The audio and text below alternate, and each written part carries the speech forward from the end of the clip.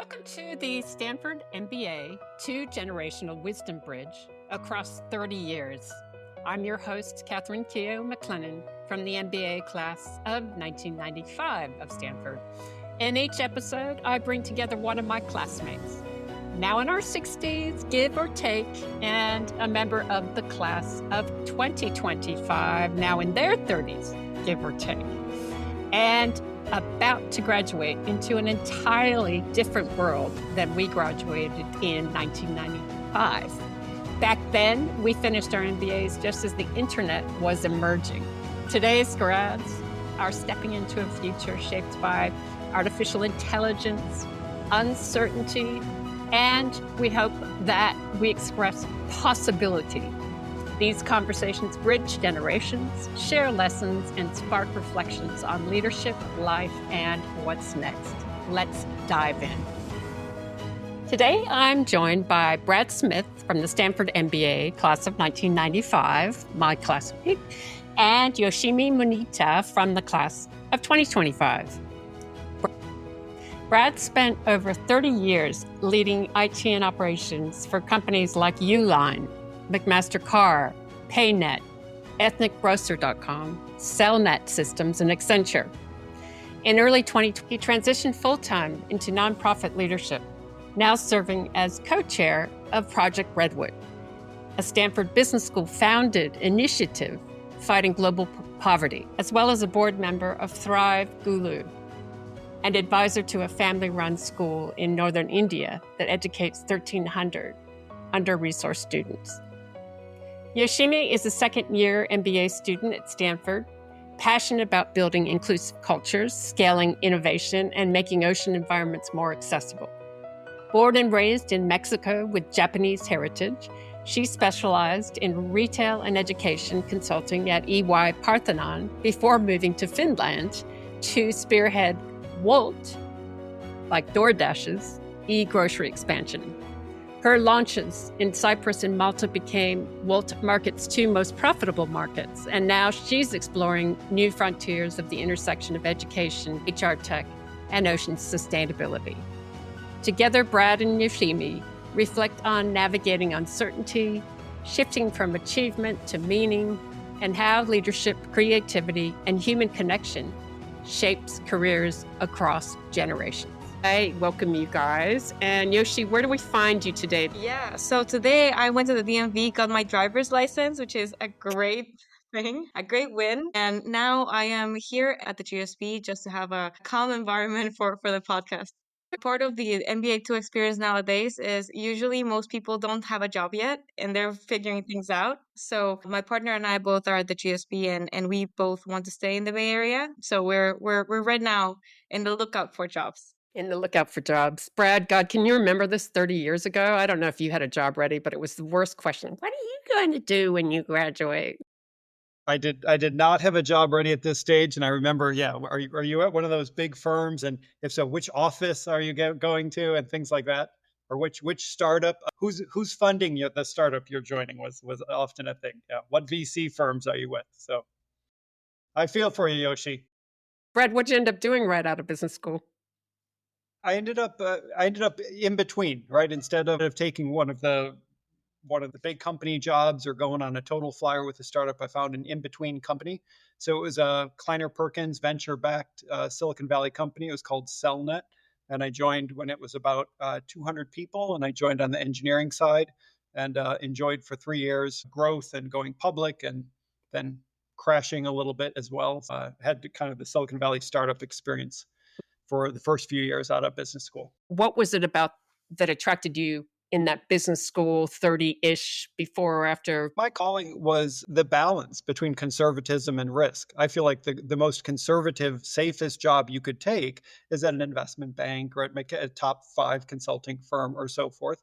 And the riskiest thing you could do is to start a company on your own. And of course, we both know so many classmates who did those various paths. Catherine and Yoshi, I'm sure you see lots of your classmates. There's no right answer, but at least to me, it was just very clear that are you taking the the safe path, the big bucks? Are you taking the real flyer on the startup? And then I simply chose in between. And I ended up joining a handful of startup companies thereafter, where that really was my place. I didn't have the guts to be the entrepreneur, but I wanted to kind of be in play with entrepreneurial companies. So I ended up filling out the leadership team, is probably how you would put it.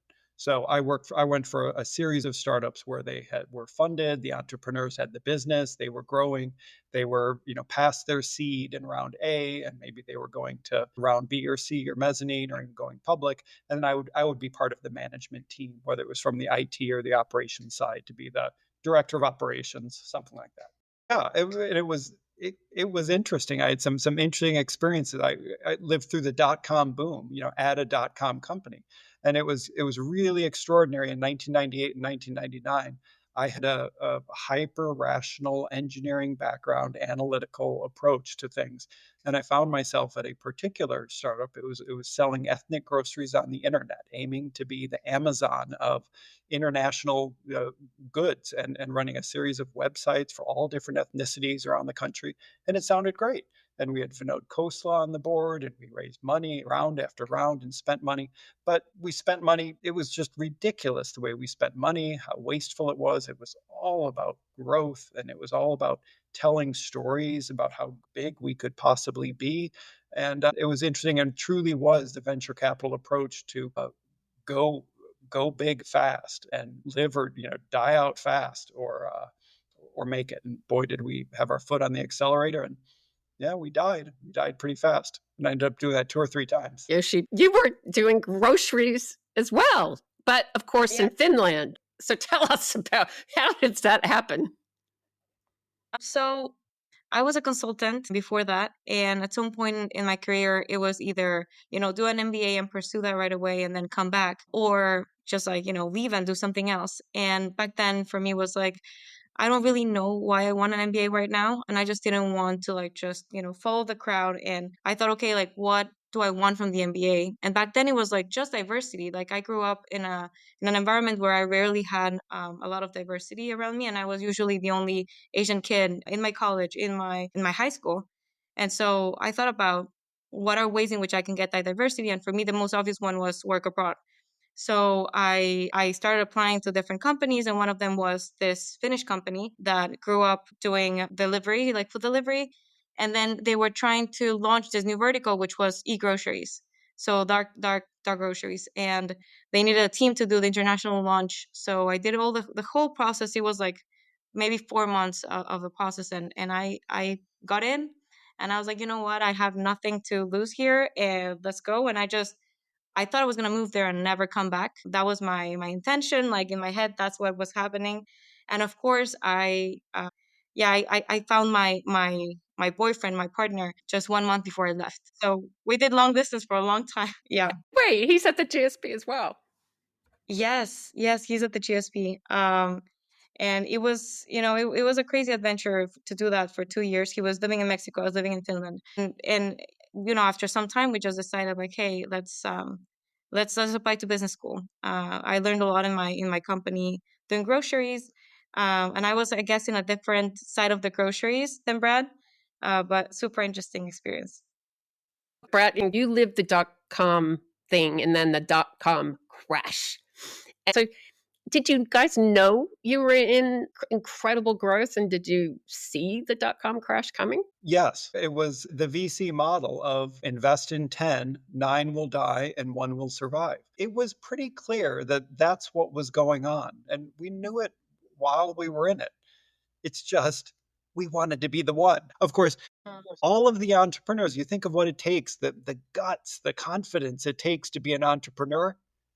Every last of those, all 10 of those entrepreneurs thought they were the one. And that's what VCs select for. VCs select for the charismatic, confident leader who's going to work their butt off to make theirs the 1 in 10. And so they have 10 different investments, all 10 of them thinking they're the 1 in 10. And when all the cards are played, it was 1 in 10. And we weren't, and we weren't one of those 10. And then back to just the personality profile and so forth. I wasn't that person. Back to, I was the management help that came in after the charismatic entrepreneurs. So I was in the room with those charismatic entrepreneurs, but it wasn't my idea. I wasn't going to be the billionaire in it, but I was certainly an interesting ride. And it's awfully interesting, Catherine. We can look back at it. I don't know if we want to name names or not, but so many of our classmates were those charismatic entrepreneurs. They went out and they started those companies. And I'll tell you, it's an awfully interesting exercise. If we went back and named the 10, 20 people who started e-commerce companies in 1995 upon graduation, and if we had to place odds or bet some of our own money on which ones were going to make it and which ones weren't, 10% of us would have been right. It was not obvious at all who was going to win, if you will. The Technology Club, Yoshi, in the cafeteria was hosted by Steve Jurvetson, who actually is our classmate who everyone would predict to end up being immensely successful. Because Steve Jurvetson, he's now a successful venture capitalist for 30 some years. He sits on the board of Tesla, et cetera, et cetera. But everyone knew Steve was gonna make things happen. So Steve hosted the High Tech Club, and he just got luminary after luminary. And yeah, he had in the cafeteria, Steve Jobs would come in and have talks with the High Tech Club and so forth. And Steve made it happen. Where was I, Yoshi? Whereas you guys are infiltrated in your business school classes. I mean, obviously the AI. So you come to business school with groceries, you come with your partner. What are your ideas about what you want to explore? Yeah. So it's interesting. I can maybe tell you about my story throughout the GSB. I'm about to graduate, and I came into the GSB wanting to become an entrepreneur. And so I felt like, okay, I've done the launching of countries and all this e-grocery stuff. Maybe I can try it out. And so I just concentrated and only entrepreneurship for 1 year. I got this stipend that's 30 people in our class get it, and basically you get some money to be able to start working on your idea and go as far as you can. And for me, it was like discovering like what were the pain points in the people that I was working with and understanding, like what were some potential answers for that problem. And in my case, and I feel like very connected to Brad in this, is I've always been very passionate about trying to solve injustice and like trying to solve and make the world a little bit better. So the problem that I was focusing on was how to help public university students in Mexico get the jobs that they deserve. So that was the problem. And I interviewed around 100 people and interviewed students, enterprises, like different types of stakeholders. And one of the interesting things is the end result was the people who feel the pain the most, which are the students, don't have the willingness to pay. So either you do a nonprofit or you do a for-profit, but then you have to, redirect the solution for like a B2B SaaS sort of, instead of, really solving this problem for the students. And so that was an interesting kind of like, an interesting path for me because it was not clear what to do there.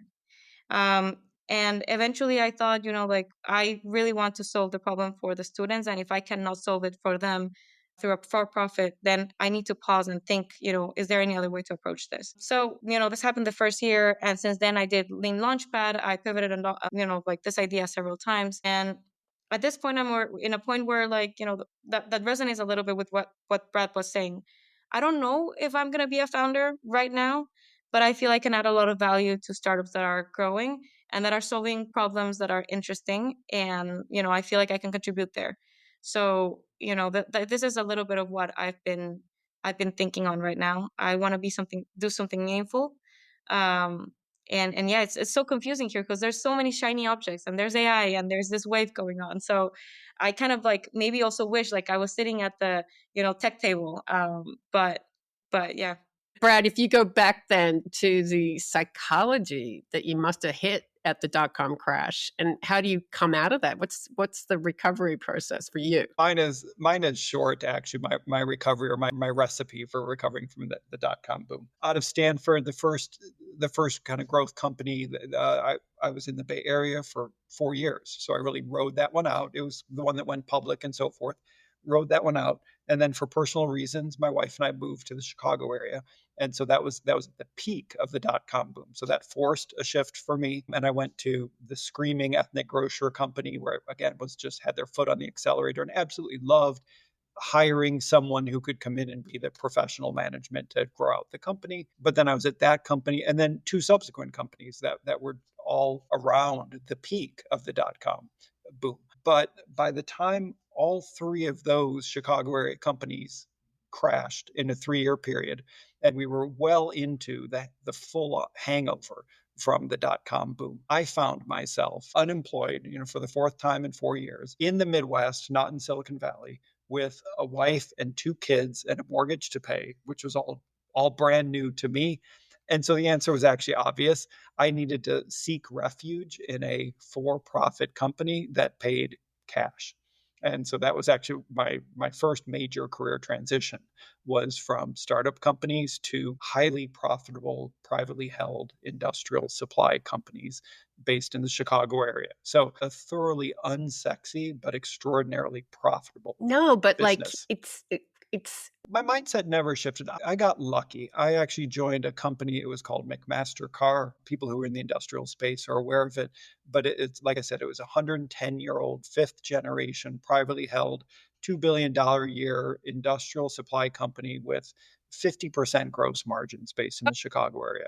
And it was an extraordinary, it was just such a nice niche that they had. And they're basically selling hundreds of thousands of miscellaneous parts to millions of businesses. So every industrial and every hotel and college and university and boiler room and maintenance shop, they all have this catalog and buy stuff from there. Here's the fortunate part is that it actually was an extraordinarily talented leadership team. I thought I was going to be joining a stuffy old business with tired people living boring, mediocre lives of 4 cups of coffee a day. And it wasn't. It actually was an intellectually, it was the second most talented group of peers I had worked with ever. And the first was the Stanford Business School. So I was blessed to seek refuge in a big, profitable company, but it was actually full of brilliant people. And I was lucky.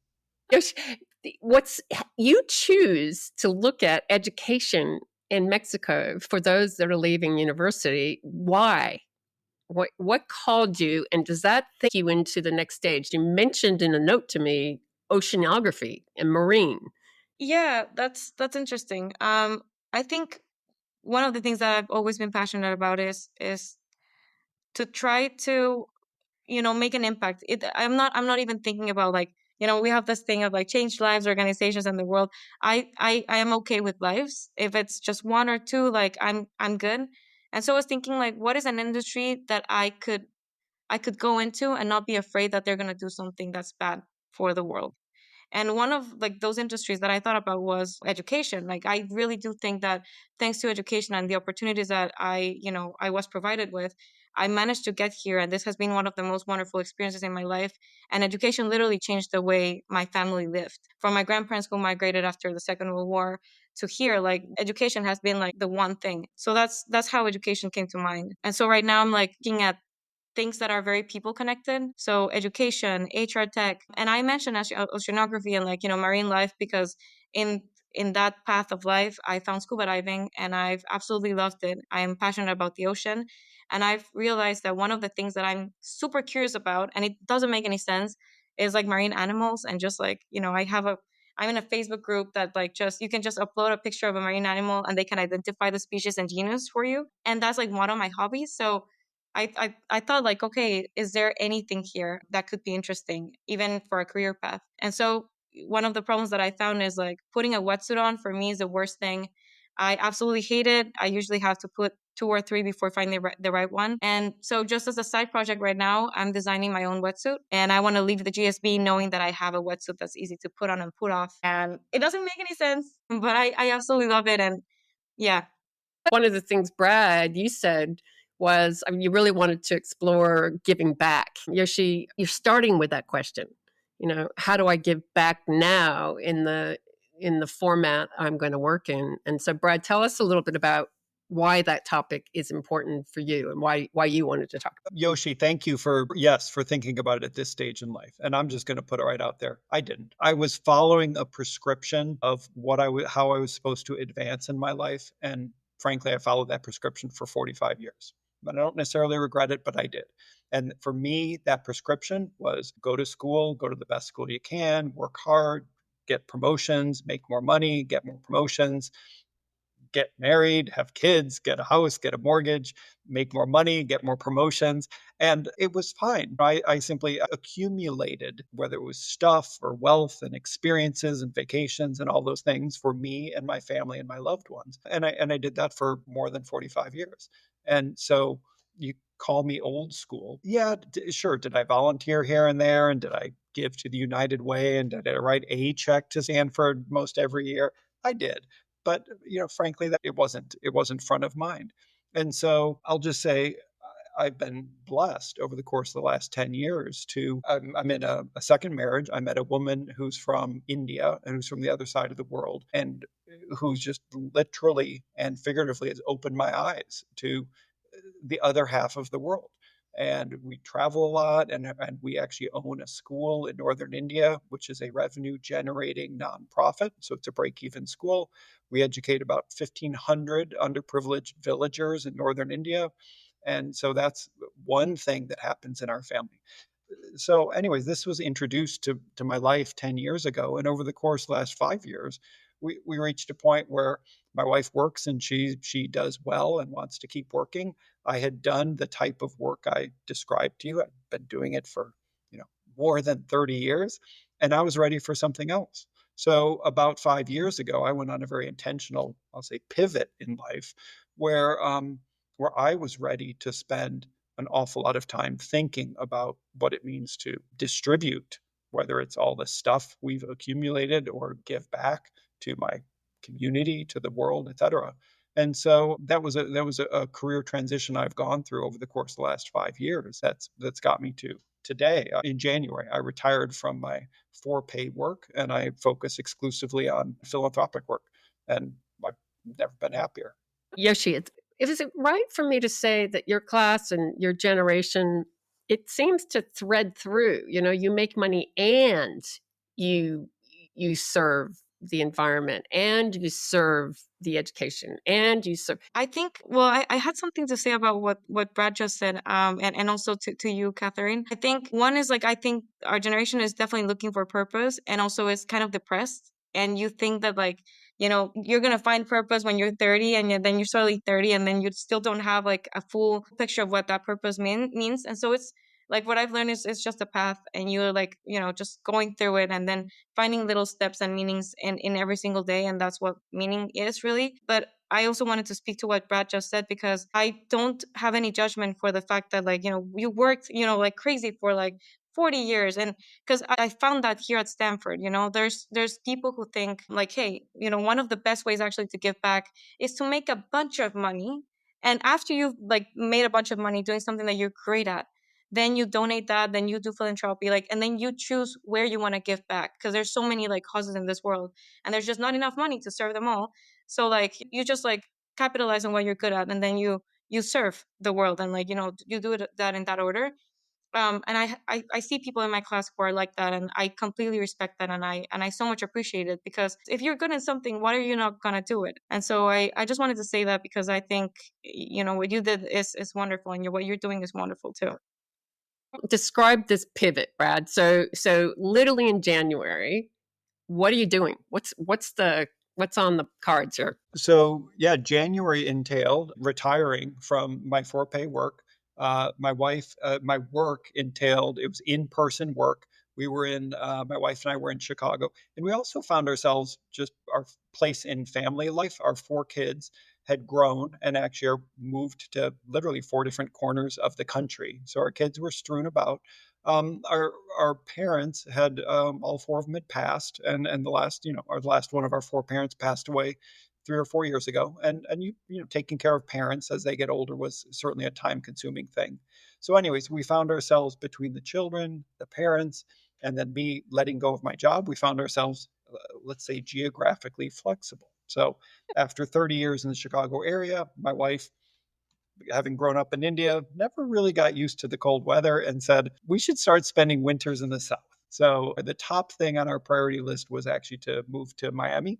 And so we've been in Florida for the last 5 months, and we're going to spend winters in Florida. We're rebuilding our family summer home in northern Michigan, so we'll spend summers in northern Michigan. The work, how am I filling my day, is the organization, other than the school we run in India, that I just came across. Actually, it was classmate Jeff Barnett. He said to me 3 years ago, I said, Jeff, I'm going to be kind of intentional about trying to find philanthropic organizations that are really focused on giving back. He said, but have you been to the Stanford websites and seen what groups are affiliated with the GSB? I said, no, I guess I haven't. And I actually went. So I went to the website at the GSB. I found, I think, 3 organizations that were listed as doing philanthropic work associated with the GSB. One of them is ACT, the Alumni Consulting Team, which is a great organization. Many of our classmates participate. Another one is called SEED, which is about financially and consulting-wise supporting for-profit companies in developing countries, improving the lives of people in developing countries. And that organization is endowed 100% by an extraordinarily generous GSB alum. So that's not about fundraising. But the third organization I came across was called Project Redwood. And Project Redwood is the one that really, I'll say, spoke to me. And so Project Redwood is an organization. It was started by the class of 1980 at I think it was their 25th anniversary, their 25th reunion, which is about where we are now. And what they did at their 25th reunion at about this stage in life, they had kind of an epiphany similar to me and hopefully some of our classmates. Hey, maybe it's time for us to start giving back. And so what they did, the class of 80, 15 years ago, started collecting charitable donations from themselves and their classmates. They then went and found organizations that they thought were interesting, growing nonprofit organizations addressing poverty. Initially, it was all overseas. And they wanted to kind of apply the MBA discipline of let's invest for impact. Let's hold these organizations accountable to deliver results and kind of quantify and describe how they're going to improve lives. And they followed that approach now for 15 years. And what they do is they find organizations. A member of the GSB needs to sponsor each grant application. And every year we're now distributing about 30 grants per year at about $30,000 a piece. So it's about $1 million a year that we raise and distribute. All of the money is coming from GSB classmates. All of the money is going out to these organizations addressing poverty. We added domestic grant recipients about 5 years ago. There was a groundswell of interest about domestic issues after George Floyd. So we've spun up domestic charity organizations that get about a third of our funding now. And so they caught me at just a really fortuitous time, because the class of 80 had been doing it for 15 years, and they were looking to pass the torch. They had to decide 3 or 4 years ago, are we going to close up shop or are we going to pass the torch? And they decided they want to try to pass the torch. Well, guess who's ready to take the torch? And I've become kind of the leading candidate to take the torch. But there's plenty of other classmates, both from our class of 95 and lots of other classes, that are getting involved.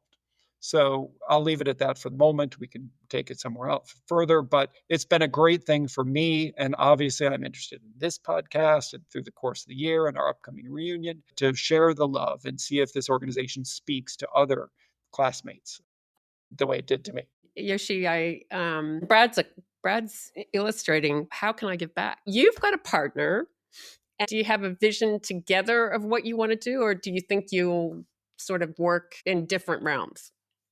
So something that was interesting for us is that we both wanted to become entrepreneurs, and we, really went for it. And then at different moments, we kind of realized, either one of us didn't have a problem, clear pain point that they wanted to solve, or they tried something and it turns out that is not a real pain point. And so we just pivoted. Within the first year, I think we both pivoted so many times. And so right now we're both thinking about joining a startup Series A, Series B.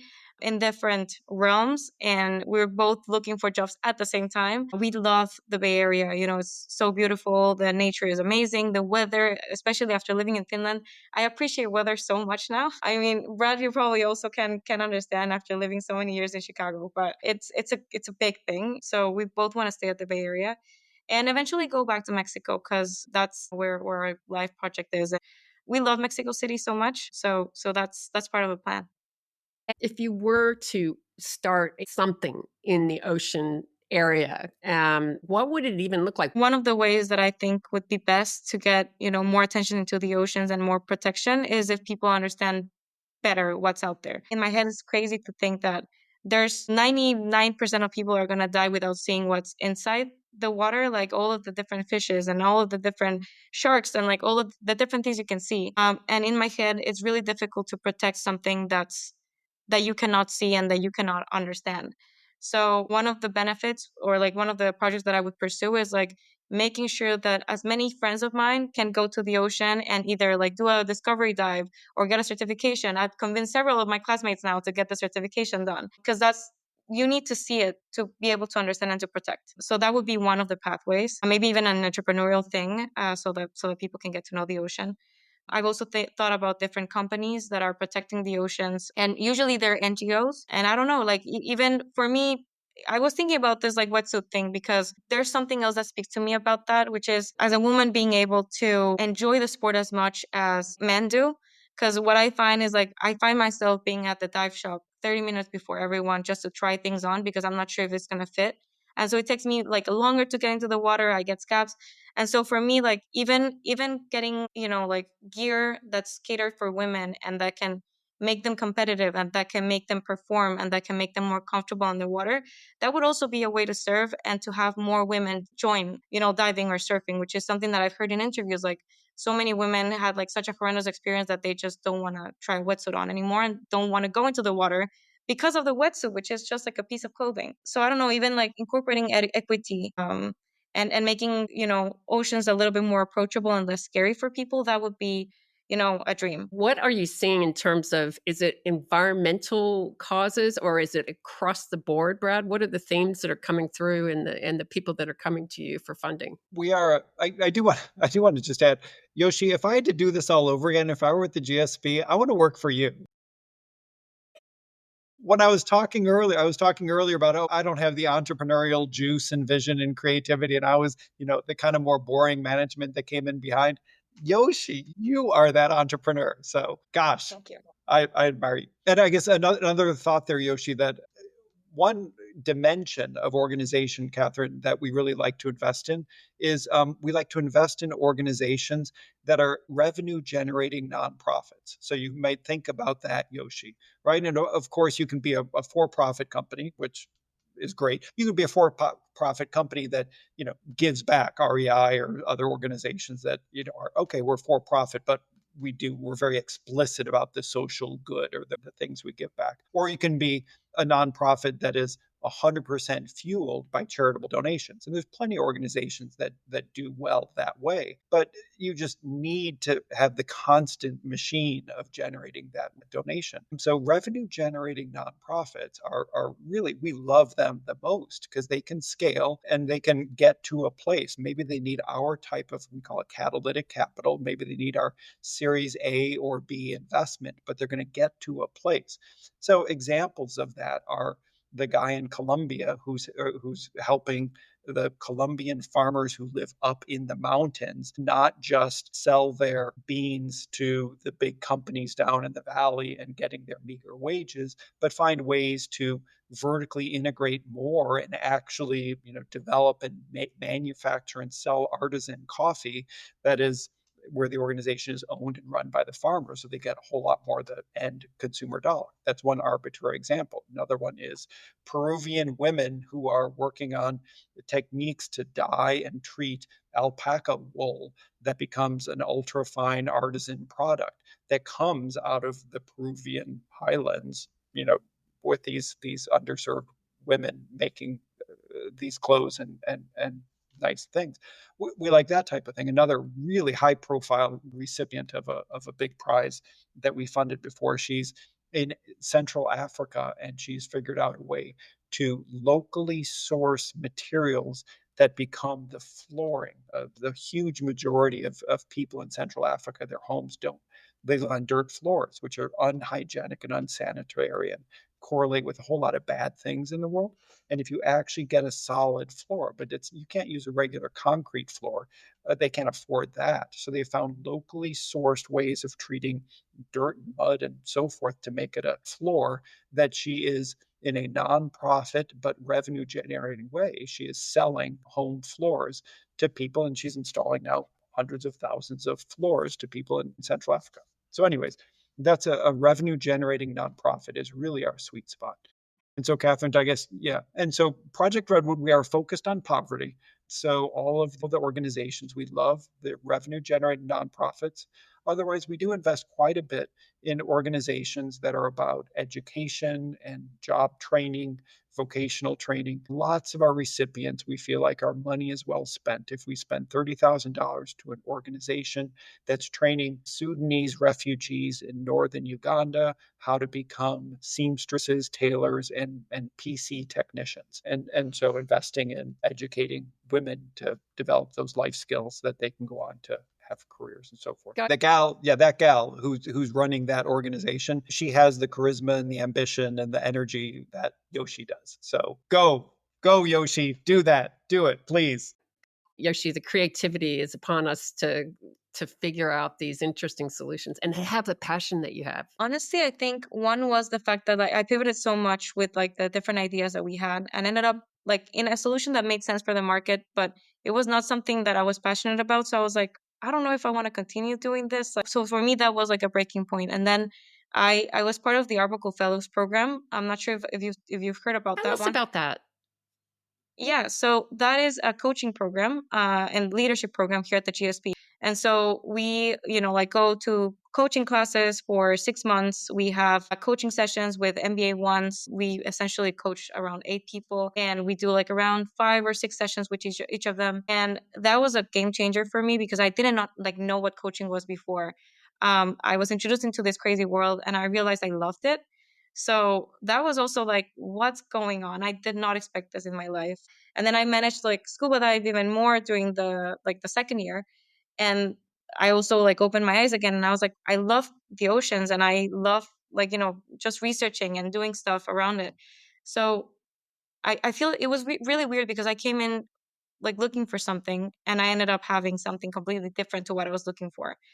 And so I think this is great. It's a little bit scary, I'm not going to lie, because I feel like one of the professors said this like very clear the other day. All your life has been like a single player game where it's really clear what the next step is to be successful. And then like, MBA is the last step that's clear. And after that, like it's up to you. But that means like, you have a lot of options and that's overwhelming. And so right now I'm at a point where I'm trying to like, have 2 weeks to discover like whether there's interesting ocean companies, interesting HR tech companies, interesting education, like coaching. And I've explored all this career paths. So yeah, it's been a really interesting process. Brad, how's it manifesting in your world in Project Redwood?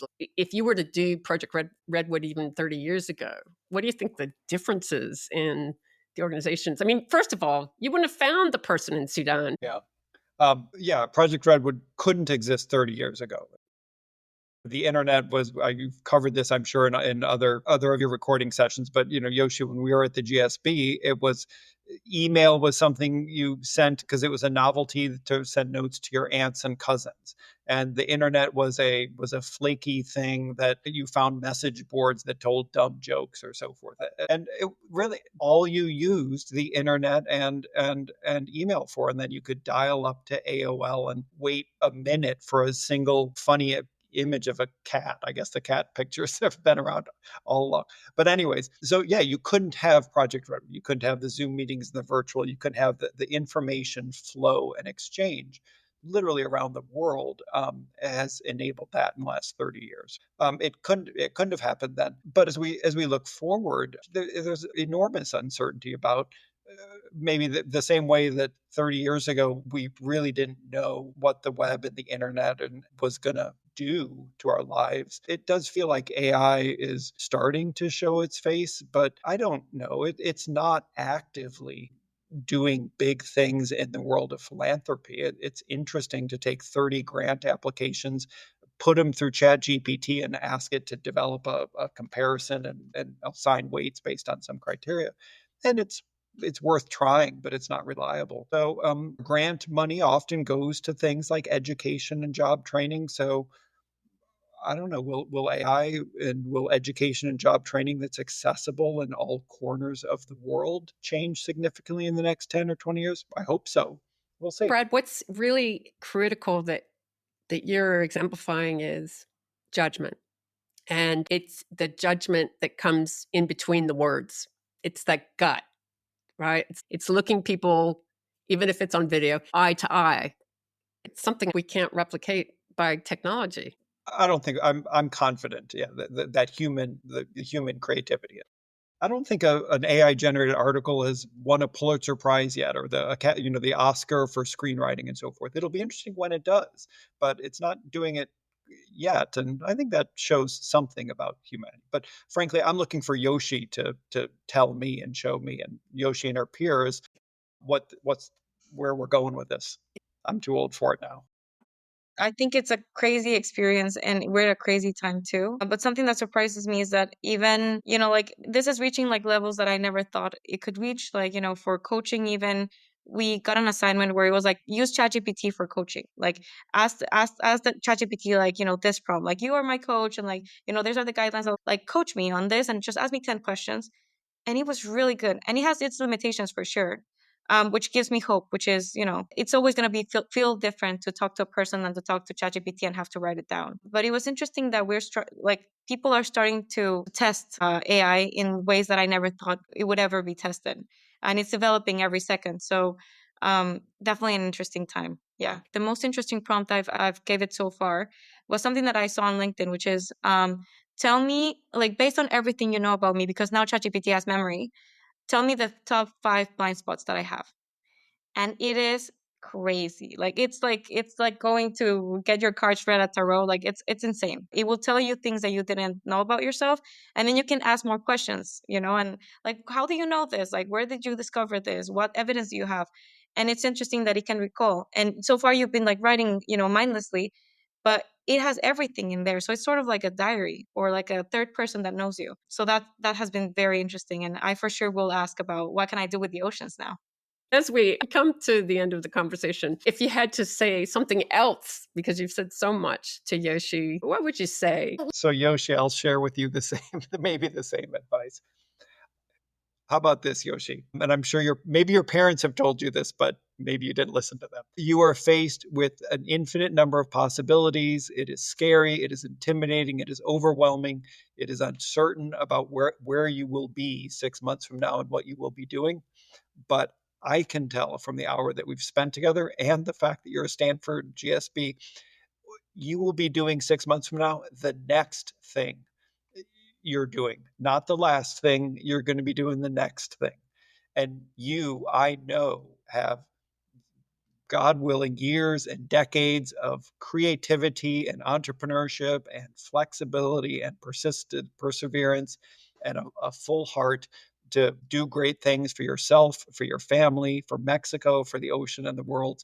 You are going to do all of that, and you're not going to do it all with the very next choice you make, but your next choice is going to take you down an excellent path. Yoshi, what would you advise us, and how can we help you the most? What could I tell you? I mean, well, one thing that you know you can help me with is yeah, I don't know, just this conversation was really helpful. I feel like these days I've been like very worried and like very anxious about the future and like what's gonna happen next and where are we gonna be living and all that stuff. And you're right, it's the next thing, and I feel like it's so easy to lose track of that. So just hearing that has been extremely helpful. And yeah, like repeat it to your kids. I'm sure that they're probably feeling the same thing. But I think it's that, like, just repeating to people who are about to make a big decision that it shouldn't be that tough on themselves. So thank you for that. I think that is super helpful. Something that I would tell you is I had a conversation with this undergrad student 2 days ago, and she said also something that resonated with me and that it's easy to lose track of, which is your life is every single day, not the next big step, not like, the next big thing or graduation or the next job. It's what you do with every single day of your life. Thank you for joining us. For more insights and information, visit my website at katherinemclennan.com. That's spelled KATHRINEMCLENNAN.com. Don't forget to subscribe to the series so you know when the next episode will be as we continue exchanging wisdom, connecting past, present, and future through the perspectives of Stanford MBA graduates of 1995 and 2025.